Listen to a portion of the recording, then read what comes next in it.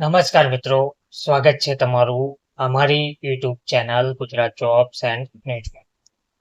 મિત્રો, લાખો સરકારી કર્મચારીઓ તથા પેન્શનરો માટે એક સારા સમાચાર સામે આવી રહ્યા છે. મોંઘવારી ભથ્થામાં બમ્પર વધારો થતા પગારમાં પણ મોટો વધારો જોવા મળી શકે છે. તો આ સમાચાર સરકારી કર્મચારીઓ માટે ખૂબ સારા છે.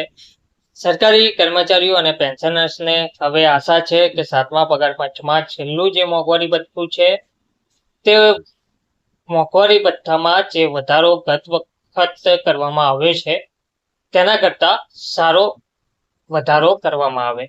સરકારે ચાલુ કેલેન્ડર વર્ષના પહેલા ત્રિમાસિક માટે ડીએમાં 2% વધારો કર્યો છે. હાલના સમયમાં સરકારી કર્મચારીઓ અને પેન્શનરો માટે ડીએ 55% છે. 31 ડિસેમ્બર 2025ના રોજ 7મો પગાર પંચ પોતાનો કાર્યકાળ પૂરો કરશે. આથી આ વખતનો ડીએ વધારો વર્તમાન પગાર પંચ હેઠળ અંતિમ સંશોધન જોવા મળી રહેશે. તો સરકારી કર્મચારીઓને આ વખતે સારા ડીએ વધારાની આશા છે. રિપોર્ટ્સ મુજબ સરકારી કર્મચારીઓ માટે 2025માં ડીએનો બીજો ભાગ 1 જુલાઈ 2025થી લાગુ કરવામાં આવતો હોય છે. જોકે તેની જાહેરાત સામાન્ય રીતે તો ઓક્ટોબર કે નવેમ્બરના મહિનામાં દિવાળીની આસપાસ કરવામાં આવે છે.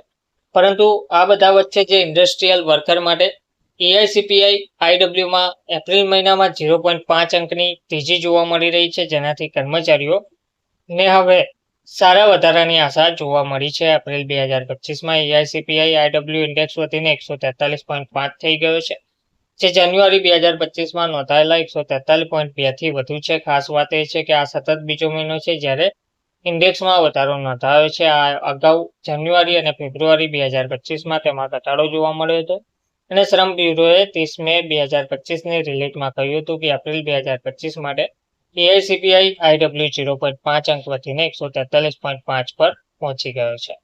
તો માર્ચમાં એઆઈસીપીઆઈ આઈડબ્લ્યુ ઇન્ડેક્સ 0.2 પોઈન્ટ વધીને 143.0 પર પહોંચી ગયો. જો કે આ જાન્યુઆરીના 143.2થી થોડું ઓછું છે, પરંતુ ડીએ વધારાની રીતે આ પોઝિટિવ સંકેત છે, કારણ કે તે પહેલા નવેમ્બર 2024 બાદ એઆઈસીપીઆઈ આઈડબ્લ્યુ પર આધારિત મોંઘવારીના આંકડામાં સતત ઘટાડો જોવા મળ્યો હતો, જે ફેબ્રુઆરી 2025 સુધી ચાલુ રહ્યો હતો. છેલ્લા 2 મહિના માર્ચ અને એપ્રિલમાં એઆઈસીપીઆઈ આઈડબ્લ્યુમાં આ ગ્રોથ દર્શાવે છે કે કેન્દ્ર સરકારના કર્મચારીઓ અને પેન્શનર્સ માટે ડીએડીઆર લગભગ 57.95% હોઈ શકે છે. એટલે કે જુલાઈ 2025થી તેમાં 3% ગ્રોથ થવાની શક્યતાઓ રહેલી છે. જોકે જોવાનું એ રહેશે કે આગામી 2 મહિનામાં ઇન્ડેક્સમાં કેટલો વધારો કે ઘટાડો થાય છે. બાકીના 2 મહિનામાં એઆઈસીપીઆઈ આઈડબ્લ્યુ ઇન્ડેક્સથી એ નક્કી થશે કે સરકારી કર્મચારી અને પેન્શનર્સને કેટલી ડીએ મળી શકે છે.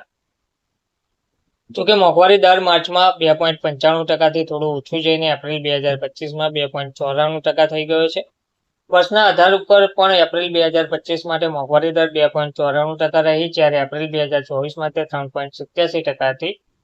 તો શ્રમ અને રોજગાર મંત્રાલય હેઠળ આવતા શ્રમ બ્યુરો દેશના 88 પ્રમુખ ઇન્ડસ્ટ્રીયલ સેન્ટરમાં ફેલાયેલા છે, જેમાં 317 માર્કેટથી રિટેલ પ્રાઇસ ભેગી કરીને દર મહિને ઇન્ડસ્ટ્રીયલ વર્ક્સ માટે કન્ઝ્યુમર પ્રાઇસ ઇન્ડેક્સ બહાર પાડે છે. આંકડાઓ મુજબ એપ્રિલ 2025માં ખાદ્યપદાર્થ, કપડાં, જૂતા, ફ્યુઅલ લાઇટ અને સોપારી તમાકુના ઇન્ડેક્સમાં વધારો થયો છે. એઆઈસીપીઆઈ આઈડબ્લ્યુના આંકડાઓના આધારે કેન્દ્ર સરકાર કર્મચારીઓ અને પેન્શનર્સ માટે મોંઘવારી દર નક્કી કરે છે. આ ગણતરી 7મા પગાર પંચની ભલામણોને આધારે થાય છે.